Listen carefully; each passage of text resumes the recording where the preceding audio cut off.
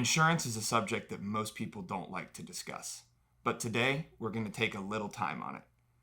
I'm Tyler Chriscoe, attorney here at Dummett Fraden in Winston-Salem. First of all, insurance can be expensive, and oftentimes you don't actually see it being used, so it feels like you're paying for something that you actually never receive. However, insurance is really important to have. North Carolina law makes it a misdemeanor to operate a vehicle without insurance. And if you think about it, this makes sense. The state has a goal of protecting its own citizens and the people using its roads from damages caused by car accidents. And most people can't pay out of pocket for the damage that they cause. Therefore, insurance is required to make sure that these damages are taken care of. Oftentimes, when law enforcement deems that a person is at fault for an accident, he will cite that person with something like failure to reduce speed or failure to yield. A good defense attorney can get these charges dismissed or reduced if a person can provide them with a copy of an in-force insurance policy. And this makes sense as well. This shows the state that the victim of the car accident will have their damages taken care of by the person who is at fault's insurance policy. One common misconception about insurance that's been particularly troublesome for our clients is that oftentimes people think that auto insurance policies are one size fits all, and that's just simply not true. As a very basic example, there are personal auto policies and there are commercial auto policies.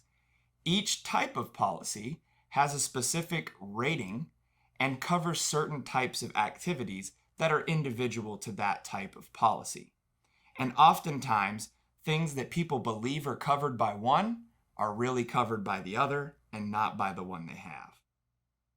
Indeed, there are some very common activities that fall into the exclusions of a personal auto policy.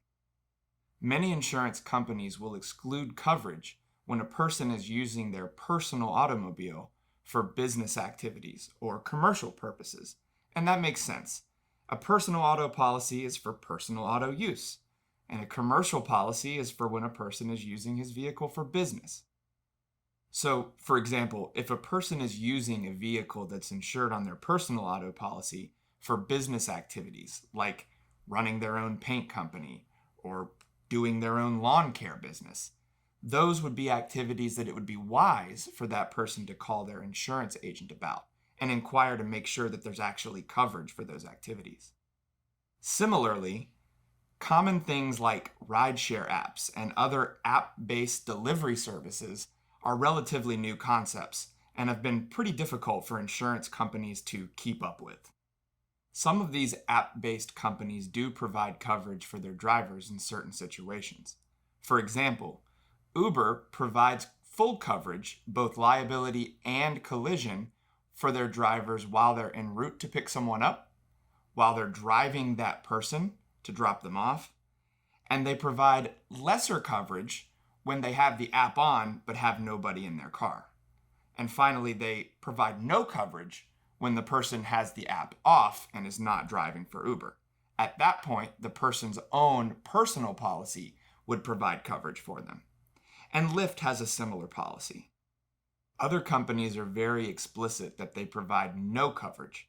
For example, Instacart's user agreement tells its future drivers clearly that they have no coverage and that they should call their own insurance company to make sure that their policy protects them. Grubhub has a similar policy. Other companies have a more hybrid structure. For example, Turo, which is an app that allows vehicle owners to rent those vehicles to third parties, provides standard liability coverage to the third-party driver and then allows the vehicle owner to elect collision and comprehensive coverage with different plans that are priced differently. Now, it's also important to point out that this applies to more familiar activities like pizza delivery drivers. So if you're driving for Papa John's or Domino's, you probably are going to run into the same situation.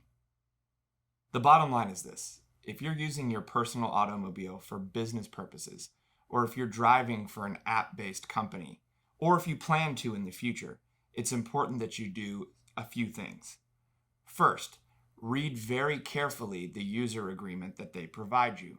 The insurance details will usually be explicitly stated in that agreement.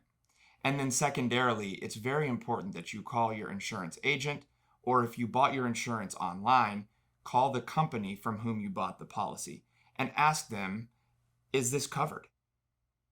Can it be a hassle to take time out of your day and call your insurance agent and talk about these things? Sure. Could your insurance company raise your rates or cancel your policy outright based off of these type of activities? Absolutely. But the stakes are really high if you fail to do so. Your insurance company may actually deny your claim if they find out you were using your personal vehicle for a business purpose. And if that happens, several other bad things might happen as well. First, you may have to pay out of pocket for damages that you cause in an accident. Second, it's far less likely that a DA will dismiss charges if you don't have an active insurance policy. And finally, the DMV could indefinitely suspend your driving privileges for what's called failure to deposit security. Hopefully you found the information in today's video helpful and informative. But if it's reached you too late, call Dummett Fraden today. We have criminal and civil attorneys who can help walk you through the legal complexities involved.